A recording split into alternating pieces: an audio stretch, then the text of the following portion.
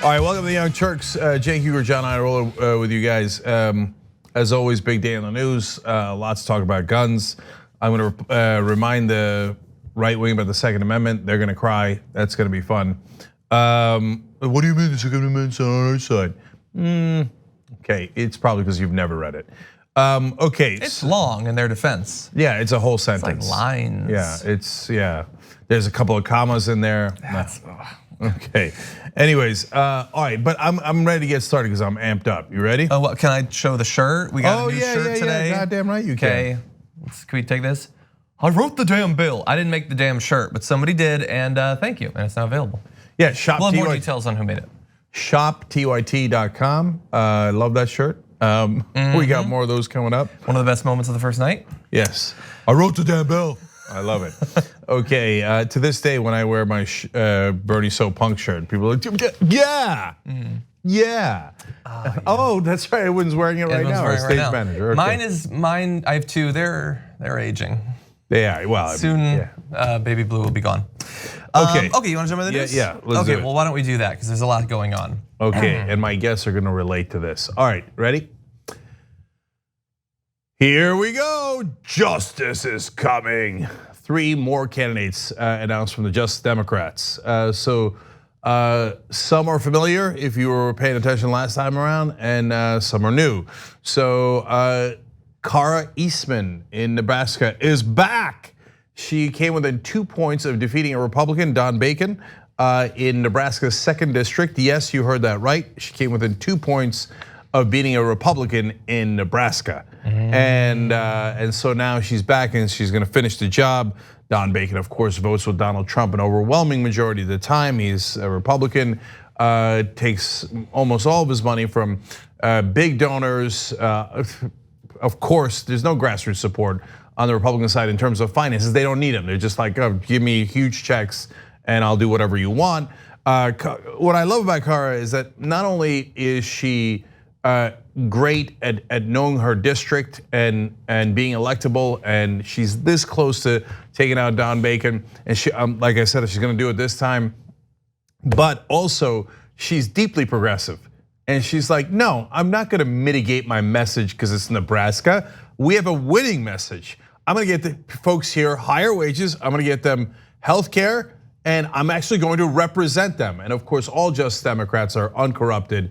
No corporate PAC money at all, as you can see with AOC and the others in Congress, that has freed them to be strong and actually represent their voters. So I love that Kara Eastman's been endorsed again by Just Democrats. Now, a new face for one of the most important races in the country, arguably the most important. Alex Morse is going to take on Richard Neal. Now, Alex is the mayor of Holyoke. He won that job at the age of 22. That's crazy. He's only 30 years old right now. That's 1 year older than Alexandria Ocasio-Cortez. I'm going to interview him later tonight on the Young Turks. Check that out as well. And Alex has done amazing things with Holyoke. Amazing, okay? So we'll get to that. But Richard Neal, his Democratic incumbent in that seat, is the head of the House Ways and Means Committee. That is the most powerful committee in the House of Representatives. One of the most important establishment Democrats. If Richard Neal goes down, it will be an earthquake. If you remember, I said that once before in 2016. I said if Crowley went down, it would be an earthquake, and it turned out it was, of course.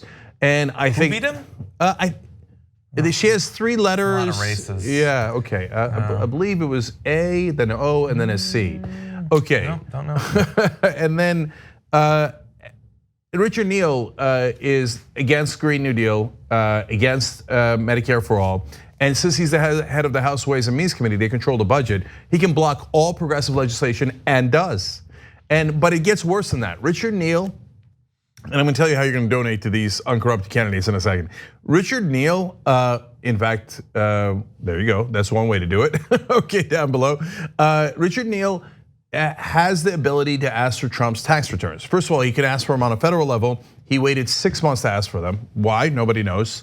Just, hey, drag it out a little bit so that maybe Trump can skate before the elections. Okay, and then now New York has passed a law saying, yeah, no, here's Trump's tax returns. but there's only one person who can ask for them. That's the head of the House Ways and Means Committee. That's Richard Neal. This is not about the courts. The federal taxes are in the courts, and Trump is trying to block it. We could have Trump's taxes right now, today. But Richard Neal, a so-called Democrat, says, no, I'm gonna protect Donald Trump. I'm in the Donald Trump protection racket business. That's because he's ordered by Nancy Pelosi to protect Donald Trump. So I can't wait to beat Richard Neal. If you live in Massachusetts, you live in that Massachusetts 1st District, it's a progressive district. Why do you have a Trump defending, Trump supporting Richard Neal as your congressman? Sitting there doing nothing but blocking progressive priorities and helping Donald Trump. Elect Alex Morse. It's a giant election. You gotta help him do that. Super proud to have him as a Just Democrat. Obviously means no corporate PAC money uncorrupted. Last one, Morgan Harper in Ohio's 3rd District. I'm not sure she's got enough of an education though, having gone to Tufts, Princeton, and Stanford. Worked at the Consumer Financial Protection Bureau under, well, obviously, that bureau is set up by Elizabeth Warren, then run by Richard Cordray. So here comes Warren's army, Just Democrat, running against Joyce Beatty. She's in the House Financial Services Committee, Democratic incumbent that has taken in 4 terms, just 4 terms. How much money from the finance industry? $2 million. Morgan Harper is clean, will not take any money from the finance industry. So you have your choices. Morgan's an incredible candidate. We'll have all of them on the Young Turks. Now, look, guys, for this new crop of candidates that I just mentioned, you got to go to jdems.us/big news, and it is big news. So you knock out a Republican in Nebraska, and you shut all the mainstream media about, progressives don't know how to win in the middle of the country. By the way, a Democrat lost to that Republican before. A corporate Democrat lost to him. And even though Carr was so close and it's so obvious that she's the person to support, Democratic Party now is thinking about getting a candidate against Carr Eastman. They're unbelievable. They're unbelievable. File that under unity. Yeah, exactly. And also file it under corruption. Because why would they run a candidate against Carr Eastman in a primary?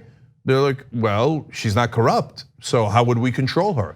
Exactly. They can't control Morgan Harper, Alex Morse, Carr Eastman, or any of the Just Democrats on it now. So jdems.us/big news. Let's do it right now. Because if they're not taking corporate PAC money, all they got is you guys. And so look, journalists have said the Young Turks audience powered AOC and the other Just Democrats to winning. There was 1,000 factors, but you guys were a giant part of it and people know it. So let's make this happen. If these guys win, every other Democrat in the House and in the Senate will be so scared. Like, yeah, I meant Green New Deal. I meant Medicare for all. Corporate PAC money. I don't want corporate PAC money. I don't want corporate PAC. So that's what we want. And they'll say, like, media will ask us, are you trying to intimidate them? Absolutely, yes. Yes, we are. Because they either work for the corporations or they work for the voters. And if the voters are intimidating them, you know what you call that? That's called democracy. All right, so let's go get it done right now. Sounds good. All Exciting. Right. And Alex is going to be on the program in the 3rd hour today. Today? Today, so okay. Make sure you stick around for that. That's super dynamic. It's only a couple hours away, but if you're really desperate, I talked to him on the damage report a little ways back, so you can go take a look at that. Wow, look at this guy always beating me to the punch. Okay, damage report. Young Turks members, you can watch that live and get it anytime you want. tyt.com/join. All right, John, what's up? Okay, let's jump into the news. More on guns, obviously, considering the state of our country. If you had any hopes that the mass shootings over this weekend would put pressure on politicians to do something about gun control, well, Donald Trump is here to tamper down your expectations a little bit. For instance, on the topic of banning assault weapons, here is what he had to say. Well, I can tell you that there is no political appetite for that at this moment. If you look at, you could speak, you could do your own polling, and there's no political appetite from it from the standpoint of legislature, but I will certainly bring that up. I'll bring that up as one of the points. yeah, we'll talk about it and we'll look into things and there's probably not an appetite, but maybe. Donald Trump back during the last campaign was talked about as he's a different sort of Republican. He's not dogmatic in the way that they are. He might be different on healthcare and war and things like that, but he's also a gigantic liar, and there is very, very much an appetite for this particular sort of gun control. Let's take a look at a poll that was tweeted out by Joanna Piacenza, who shows that 7 in 10 voters overall support an assault weapons ban. 54% of registered Republicans support an assault weapons ban. Well, there's no appetite among the corrupt politicians that represent the Republican Party because they have an appetite for checks. Cold hard checks coming from the NRA and gun manufacturers. That's what they have an appetite for. Yeah, 2/3 of Republican women are in support of it, but that doesn't even merit real consideration by the president. Yeah. So look, in a democracy, 7 out of 10 Americans wanting something would be a layup. But if we had a democracy, you'll hear me say it for the 1,000th time, federal background checks poll at 97%. We don't have them. We don't have them. No, Mitch McConnell blocked it in the Senate. Now get a load of the flip-flops of Donald Trump on this one. He says, we're going to strongly consider it after this shooting, right? But wait a minute, I thought he said that after the Parkland shooting. Oh yeah, he did. And then he said, oh no, these politicians are scared of the NRA. Not me, not me. He went and talked to the NRA and said, okay, I'm really scared of them. Turns out they give me a lot of money and I'm corrupt, so I'm not gonna do a damn thing. So which one was it? Hey, if you're a MAGA supporter, did you like Donald Trump who said he was gonna do something strong about background checks? Or do you like the Donald Trump who did nothing about background checks? Make up your mind, which Donald Trump do you like? So you say, oh, I'm offended that you call him a liar. But he said those two different things, so which Donald Trump do you like? You tell me. All right, then after this shooting, he goes, oh, just strong, we're gonna be very strong. And then he said, the reporter's asking, well, I don't know if there's an appetite for it. Now he says there's not an appetite for the assault weapons ban. For the other one, he's like, I've been talking to them for 3 days, trying to discern if there's an appetite. I said discern, he would never say discern. Okay. Yeah, we'll see. So we're gonna have that in a sec. But I want to combine this. He says no appetite for an assault weapons ban. So he's not going to consider, even though we know the polling's there. He supposedly cares a lot about polls and ratings. You would think that he would know this. But another Republican, Pat Toomey, was asked about this topic, and take a look at the way he responded to it. My focus is on keeping guns out of the hands of people who should not have guns, people who have no legal right to a firearm. The guns that are described as assault weapons are almost invariably no more powerful than ordinary hunting rifles. They look different, they're painted black and they've got features that an ordinary hunting rifle doesn't have, but they're no more lethal. And what about magazine size? And they're extremely popular, and so to ban an extremely popular firearm, I'm not going to support that. That would be an infringement on the rights of law-abiding citizens. That is amazing. Wrong on 2 counts. Amazing. John, is it true that they're incredibly popular in the state of Pennsylvania where he's a senator? I assume so, I don't know. Yeah, so I looked it up. 68% would like to ban it in the state of Pennsylvania. Yeah. Ban it. No, but that can't be because he said. Right. No, but here's the thing. So yes, obviously, the thing is they do sell, and whether they sell in Pennsylvania or not, they do sell, and the companies that sell them would like to keep selling them. They're popular in that respect. He's not saying let's not ban it because they're popular and I don't want to offend the sensibilities of those people. It's that he doesn't want to hurt the profits of the companies that are selling them. Yeah, you know how many people in the state of Pennsylvania oppose a ban on assault weapons? Because he says it's a popular weapon, so I'm sure 90% oppose the ban, right? If it's that popular. Like food is popular, nobody wants to ban food, right? 27% oppose a ban. Yeah. Nah, not popular. Also, I would throw that's kind of the exact opposite of popular. Yeah, not being shot, quite popular. I think in Pennsylvania too, actually. Yeah. But so, nationally at the very least. But I just want to challenge the media here. So you guys think I'm rude when I say Pat Toomey's a liar, but I come at it with truth and facts. What do you come at it with? Political correctness? Well, it would be rude to accurately challenge Pat Toomey and say, you're lying about your own state. 68% of people in Pennsylvania want to ban assault weapons. Yeah. So why are you lying about it? Or do you just have it wrong? Can you please admit to us you're a bumbling fool and don't know your state at all? And that's at a minimum. The maximum is you know your state and you're a goddamn liar, and you're doing it because you're corrupt and you're taking checks from the NRA. But which one is it, Pat Toomey? Because what it isn't is accurate. Yeah. But will the press do that? No, they'll say it's rude to tell the truth. Don't tell the truth, it'll be rude. It'll offend the senator from the honorable gentleman from Pennsylvania. Oh, I'm so sorry that I'm giving offense. So I found the shooting in El Paso and the shooting in Dayton to be slightly more offensive, to say the least. Yeah, well, just get ready for tomorrow. Headline, New York Times, no appetite for assault weapons ban. Yeah, no, it says Pat Toomey, hey, accurate. Or says Trump in this particular case, yeah. So do you want to move on to his visit today? No, I don't. I'm not done beating them up yet. Okay. I have two more things to say about it, one on Toomey and one on Trump. So Toomey also said, well, look, hey, Americans' rights, they got rights. So luckily, I found the Second Amendment for you guys. It wasn't hard, it's the second one. And so I'm gonna read it to you. It's nice that they ordered them. Yeah, it is, it is. And it's talked about a lot, except nobody ever reads it. So I don't know if this is gonna be considered rude to read the Constitution, but I'll do it for you. It says, a well-regulated militia. A well-regulated militia being necessary to the security of a free state, the right of the people to keep and bear arms shall not be infringed.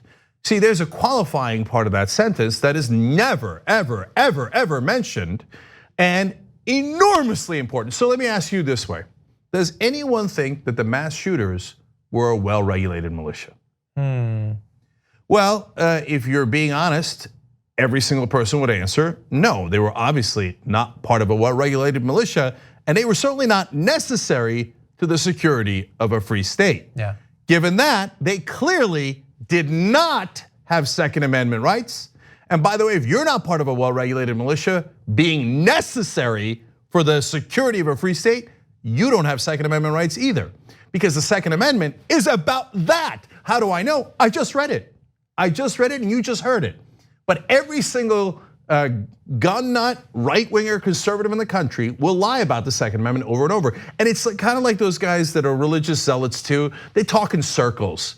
Well, Jesus could walk on water because water could receive Jesus, or Muhammad could see the fire from the burning bush and the thing, and so could Moses because the bush would burn only in front of Moses and Muhammad, right? So, well, I mean, since it says you have a right to bear arms because you're part of a well-regulated militia, but if you have guns, by definition, you're part of a militia because of a comma. What? No, plain English. You are not part of a well-regulated militia. You have no goddamn right to a gun. Oh my God, then how will I commit the massacres? Well, we'll have to sort that out later. But no, the Second Amendment does not say anything of the sort. If you don't trust me, go find a Constitution, find it online, find it in person, read it for yourself. And if you can speak English, first of all, if you can't, leave the country. If you can speak English, here you are. I'm just using conservative logic. Exactly. All right, so there it is, read the whole goddamn thing. It's so long. So long, Trump will never make it through. God. Put a picture in there, maybe he'll read it. All right, now back to Trump. Bullet points. Yeah, well, back to Trump. So then he says, okay, look, I'm talking about very strongly over the last 3 days, talking about the federal background checks. Except here's the part you missed. You threatened a veto of federal background checks. The House has already passed it. Mitch McConnell will not allow it for a vote. And Donald Trump says it doesn't matter if Mitch McConnell allows a vote in the Senate because I will veto federal background checks. God damn it, which one is it? Which one is it? Are you supporting the Donald Trump who says he's super strong on federal background checks? Or the one that says he'll veto federal background checks? And if you think he knows what he's doing, like, oh, it's a strategy, he's playing both sides. No, moron of the highest order, or maybe the lowest order. Like he probably, if you had an honest conversation with him, you were his buddy or whatever, hey Donald, you know you're the one blocking federal background checks. He'd be like, oh, no way, man. I mean, yeah, that's right, no way, what? Total idiot, doesn't know anything. What? And the frustrating thing is that for the Democrats, all that they need to campaign on, if they want to campaign against Trump and the Republicans and what they've done and not done, has been written for them. Every single thing, every serious threat against the American people, the Republicans are actively disarming the federal government against. So if it's election interference, they're stopping us from being protected. If it's your healthcare, they're trying to take it away from you. If it's climate change, they're making sure we don't do anything. If it's gun violence, they're making sure we don't have any reforms whatsoever. Like issue after issue after issue, they stand there to make sure that you are vulnerable to these threats, and that's it. Hey, Democrats, I think they're so, look, you know what? give like free membership or something, or just get anybody to watch the videos of the Young Turks that are actually politicians. I'm not kidding, okay? Because they don't know what they're doing at all. Why don't you do a press conference where you say federal background checks are ready to go? There's only 2 people blocking them, Mitch McConnell and Donald Trump. Okay, you say the rest of the massacres are not their fault. Okay, you find that controversial. I don't find it remotely controversial. But let's put out a marker. If they do not pass federal background checks, and you put out a giant poster, it's the biggest poster you've ever seen, that says 97% on it. 97% of Americans want this, and then put out a second giant poster of overwhelming majority of Republican voters that want it. Then put out a third giant check of the $50 million in bribes that the NRA gave to the Republican Party in the last elections, or in 2016, right? And those are legalized bribes, campaign donations. Put out those 3 things and then say, if they don't pass it by the next massacre, can anyone really argue it isn't their fault? Okay, but no, the Democrats go, it's not that hard. It's not that hard. They're just not trying. Yeah. We should probably take our first break. Lots more to get to after that. Yes, and then we will get to him visiting and consoling the victims. Oh. That ought to go brilliantly. Wait till you hear what he wrote right after he visited the victims. We'll do that when we come back. We hope you're enjoying this free clip from the Young Turks. If you want to get the whole show and more exclusive content while supporting independent media, become a member at tyt.com/join today. In the meantime, enjoy this free segment. All right, back at the Young Turks. We're gonna go to comments as usual, members first as usual, tyt.com/join to become a member. Pork Chop Express says, John wore the damn shirt. That's the new I wrote the damn Bill Bernie shirt we got on at shoptyt.com.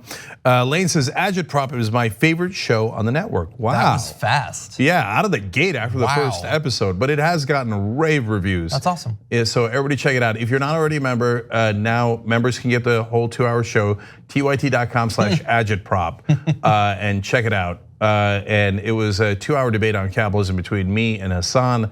I was on the side of capitalism, but it's way more complicated than that, but interesting, dare I say, intellectual debate. On the internet? So check it out. Even my dad liked it. He says, that was very, very good. Okay, something, the dial of ideas. All right, Ronan 1 says, Nebraska is split into 2 electoral votes. Carr's district east is actually purple and went to Obama back in the day. Eastern Nebraska is where the largest cities are, by the way. Now, look, Ronan 1, I know that. But first of all, the corporate Democrats lost that seat anyway. Obama won it, but they're like, oh, I got a great idea. Let's do a Republican-like guy. They ran a guy, and they ran him against Carr Eastman in the primary. She beat him in the primary last time, who is anti-choice. He's the one that lost the Republican in the first place. He's anti-choice, and it's the genius idea of Nancy Pelosi to run him, okay? Now they're gonna waste a ton of money in a primary trying to run him again, even though Carr beat him the last time around. Now, anyway. really, imagine if they took that money and started now, over a year in advance of the election, to support her, increase her name recognition. Could that be worth 2.5 points? And that's what the complaint they always have when you run against incumbents. Oh, wait, you're wasting money in a primary. Well, aren't you wasting money in a primary against Carr? Lock it up. Yeah, they're such liars. Anyway, jdems.us/big news to support them. Nicholas Ward says Republicans, Nancy included, have an appetite for checks, not however for checks and balances. Ooh, I like that kind of talk. Viscous Cree says marijuana is extremely popular, still banned. No, don't worry. If Joe Biden wins, he's gonna move it from a Schedule I drug to a Schedule II drug. Nice. Whoa, I mean, 40 years from now, when it has 99.9% popularity, then maybe the Democrats, forget the Republicans, the Democrats might do something about it. Joe, very, very bold. 65% popular. In a democracy, you would win immediately. Zappa fan on Twitter, last one says, I like this one, effing Justice Democrats are awesome. Agreed. jdems.us/big news to donate to the biggest news. We make the biggest news to donate to the new candidates. All right, John, what's next? Okay, a little bit more from today. Today, Donald Trump visited Dayton, Ohio to talk to some of the survivors of the mass shooting this weekend, their families, hospital staff, and his visit has received sort of mixed reviews. It's hard to know exactly what happened there because people seem to disagree. So speaking to reporters after his visit, Senator Sherrod Brown said Trump was comforting in his talks with patients in the hospital, but both he and the mayor of Dayton said they used their time with Trump to lobby him to push for an assault weapons ban and stronger background checks, among other measures. So there, they said that they try to push him for reforms and progress, which does not to me read as critical of the president, but he and his staff sure seem to take it that way. So what did Trump say? So first of all, I watched the press conference. Sherrod Brown, exactly as you reported, John, I saw it with my own eyes. It was like, he even said, I respectfully told the president that what would help the police officers the most is banning assault weapons that sometimes are used against them, right? I respectfully told the president. So White House social media director Dan Scavino Jr. responds with lying and completely mischaracterizing what took place with the president's visit to the Miami Valley Hospital today. Lying about what? He didn't ask for an assault weapons ban? He wasn't respectful? It's not a hospital? Right, what do you, like they're so weirdly malicious. Look, the Democrats barely fight you as it is, right? And so, and even just politely asking for something, they're like, how dare you liars? Liars on what? So anyway, that's them. Now the president.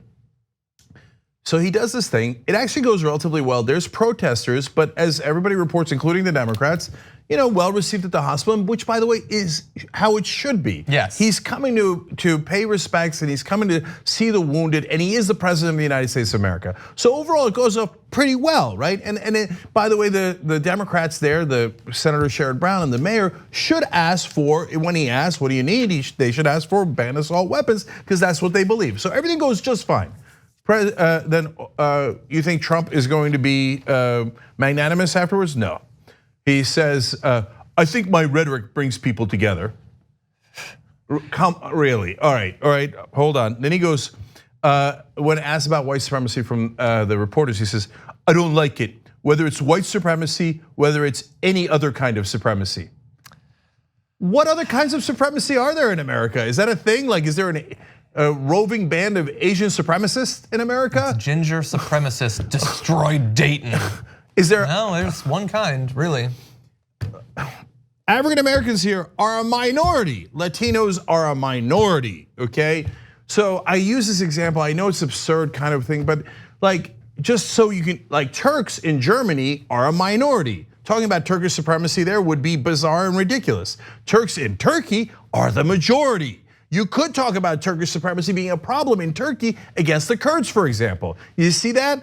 It depends on the situation. But right wingers are not that bright. So they're like, oh yeah, so what? What about black supremacy?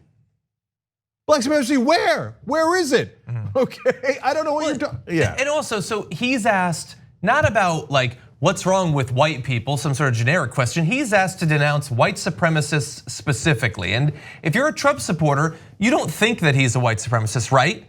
Fine. Then why does he feel a knee-jerk need to defend them, to obfuscate the issue? Why does he have to both sides it? If you agree that this thing that he's not, that you're not is bad, why can't he just say that? When the guy who shot up El Paso was a white supremacist, nobody disagrees with that. Why can't he just say it? Why does he, and some in right-wing media, which we're gonna talk about a little bit later on, why do they feel like they have to defend these people? So that's a great question because it never occurred to me to defend white supremacists or talking about how I'm against other kinds of supremacy, right, in this country, because there isn't any other kind of supremacy in this country, right? So it would never occur to me, but it would occur to you if you're a white supremacist. Right? You would say, oh, hey, look, how about the blacks? They got so much power, right? No, not right. Anyway, one last thing. So then he sees Biden talking about the tragedy. Now Biden criticized Trump, but mainly talking about the tragedy and the people who died and what could we do about it. You know what Trump tweets? So boring. It's insane. Oh, I'm sorry, was Biden boring you talking about the victims of a massacre? I mean, what kind of an unbelievably insensitive, maniacal child writes, so, and he did several of those, so boring. And then he followed it up with, The lamestream media will die in the ratings and clicks with this guy. We're talking about ratings as he's talking about massacres? This guy's- Wait. You think that today is about the victims of a terror attack? It's about Trump. It's about What's wrong with you? And who has better ratings, Trump or Biden? If you can't see the guy's a megalomaniac, there's something wrong with you. And then he continues, it will be over for them, not to mention the fact that our country will do poorly with him. It will be one big crash, but at least China will be happy. Okay, I'd like to note for the record that he said, basically almost in a parentheses, not to mention the fact that our country will do poorly with him. Like that's after he talked about the ratings. Like mainly the ratings will be bad. Yeah. But also I guess if you give a damn about the country also won't do well under Biden. And what are we talking about today? Oh, people who died, who cares? What are the ratings? Boring, Biden won't do well. Sleepy Joe, I got him. Monster through and through. If you can't see it, you're an idiot. So depressing. Yeah. Okay, why don't we move on to other news? Okay. There's other monsters to deal with in this country.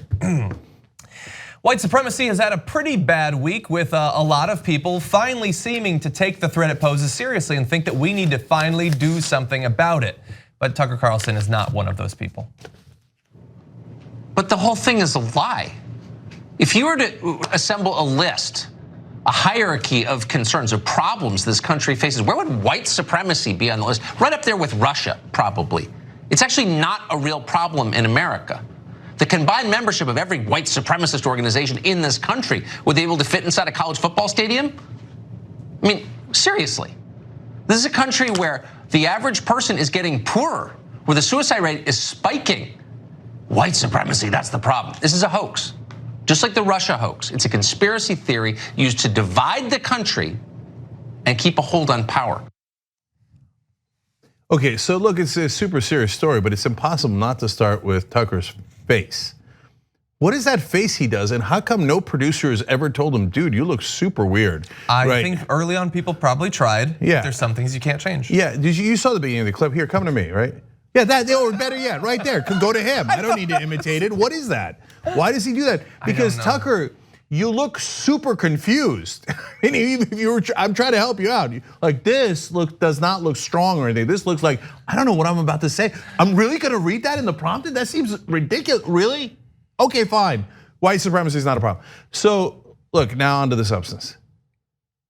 Even if you were gonna make this case, which is a maniacal case, would you make it the week that a white supremacist murdered 22 people and injured dozens others? Maybe if your goal was to defend white supremacists and to protect their image and confuse people about it. Yeah, today would be the perfect time then. Could you imagine if after a Muslim extremist massacred 22 people and injured so many others and did a manifesto about how Islam is the best, and we're going to dominate you guys. This was a strike against white people and Christians. If Ilhan Omar came out and said, Muslim extremism is overhyped, it's not a real problem in America. What do you think Tucker Carlson would do? What do you think? I know. Yeah, well, I mean, you can't fill a football stadium with radical Islamic terrorists, can you? So by his definition, it's not a threat. Yeah, are you kidding me? A football stadium? I mean, look, there's some dangerous extremists on all sides of the country. I'd be surprised if you could fill a room with Muslim extremists in the country. Now, the ones that are very dangerous, and so the law enforcement should be tracking all extremists of any race, religion, etc. But that's your standard? You can't fill look, white supremacist terrorists can't even fill a stadium with them. So 55,000 of them, not a big deal. I mean, how many massacres are we gonna go through? Look, obviously that's actually not the number one problem with his argument. I think it's obvious we're gonna get to the number one problem. But even if you take what he said at face value, it's preposterous on all grounds, right? Okay, now we're not taking it at face value because his definition of white supremacist is, well, the guy goes and he does cosplay or whatever, and he puts on the hood, and and he gets the burning cross, and that's the only ones he counts, right? Because a lot of the white supremacists, you go interview them, they use the N-word over and over again and say how black people are dumb and white people are smart and stuff. And I saw this with my own eyes. The reporter then asked him, this particular guy happened to be a wizard in the KKK. So they're like, so then obviously you're a racist. And he's like, no, I'm not. Okay, by Tucker's definition, he doesn't go in the football stadium because he said he's not a racist. So I guess he's not a white supremacist, even though he thinks all black people are idiots and all white people are geniuses and should rule over them. But he's not a racist, so he doesn't go in the football stadium. Still, they fill a football stadium. Okay, no, the problem, Tucker, is when you call immigrants dirty and you talk about them as an infestation. And yes, I'm about to refer to Nazi Germany. So, oh my God, you need a safe space? Do you need a safe space? The reason I'm referring to that is because that is how they started. They started calling the Jews an infestation, a virus, an invasion, and they said the Jews will not replace us. Guess what Tucker Carlson said on the air?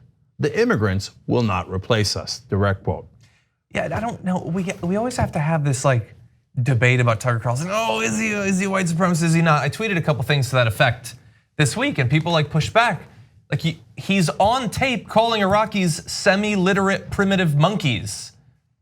Didn't we just go through this with Reagan, where even like his close family was like, yeah, that one's hard to deny. Yeah, no, but the white supremacists who then say that there's no white supremacy think, yeah, John, he's not a white supremacist because the Iraqis are monkeys.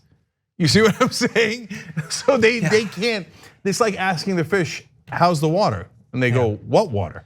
Yeah. Right? It's asking Tucker Carlson, how's the white supremacy? And he goes, what white supremacy? Yeah. Because he's surrounded by it. That's what he thinks. That's what is his base assumption. So he thinks, oh, I'm not a white supremacist. I just think that Middle Easterners are monkeys. Latinos are dirty and are invading our country with an infestation. And blacks, don't get me started on the blacks, but white supremacy, what do you mean? Yeah, what supremacy so? But really, I wanna be fair though. So really fast, I wanna be fair to the facts and then I'll be fair to Tucker Carlson. So fair to the facts, is it an issue? Well, earlier this year, FBI Director Christopher Wray told Congress that domestic terrorism is just as equal a threat as international terrorism. Wray said the Bureau had already handled 100 cases in the first 3 quarters of 2019. 100 seems like a lot. Won't fill a stadium or anything, but it would mess up your day, it'd mess up your town. That seems pretty serious. But I also want to be fair to Tucker Carlson. Like, we're attacking him, all of us, but he has supporters, so let's get their perspective. On Twitter, I found this. This is from a Dr. David Duke, who said, Tucker is right. White supremacy is a Zio media conspiracy theory. The term itself is a lie. Millions of white activists are not supremacists. We seek not to oppress or destroy any race. Human rights for all, even for white people. Stop anti-white racism. I don't know that guy, but he's very enthusiastic about his cause. By the way, in the midst of saying that he's not a white supremacist, he says Zio media, referring to Zionists, referring to the Jews. Yeah. And David Duke also might be a white supremacist. But this support isn't new because previously that guy, who apparently is a doctor, had said, can't cuck the tuck, Tucker Carlson does it again. This is back during the confirmation hearings of Neil Gorsuch. And this other guy, he's got a big following. Richard Spencer had tweeted previously, Tucker has become a major public figure, not simply for his talents and good humor, but because he has raised the specter of nationalism, national disintegration, and anti-white hatred, often implicitly and increasingly explicitly. If you're not familiar with Richard Spencer, that's good because he's actually a Nazi. But he's a big fan of Tucker Carlson and has been for a long time. And of course, if you've been living in a cave, David Duke was the Grand Wizard of the KKK. I really hope that goes without saying. Okay, and what did he say? I kind of liked it. You can't tuck the cuck? Can't cuck the tuck. No, I like can't tuck the cuck better. I don't want to tuck anyone's, whatever. All right. Look, last thing here. If you think Latino immigrants are dirty, you're a racist. So now people are gonna say, no way, man, have you seen them? Yes, you morons. If you traveled 2,000 miles under desperate situations, yes, you need a shower. That's not the point. But as human beings, as Homo sapiens, as fellow people, they are not more dirty than white people or people that live in this country. Yeah. And so when you, every group that has attacked a minority in the history of humanity has called them dirty and infestation, etc. It doesn't, you don't even have to go to the Nazis. You can, almost every group that's ever done it in humanity has said the others are dirty and are a problem and are going to bring disease, and we must protect ourselves from them. So if you use that kind of language, you are a racist. And you know who they used that against, by the way, in this country before? Italians. We got a story later in the show about how 11 Italians were lynched in America in the late 1800s because partly of the racism that we did against Italians back then. And guess what we called them? Dirty. And so now, no, the Italians are clean, the Irish are clean, everything's clean now, except the dirty Latinos. Yeah, if you say that, you might be a white supremacist. In fact, take the word might out. Yeah. Take a break? Yeah, all right, we'll be right back.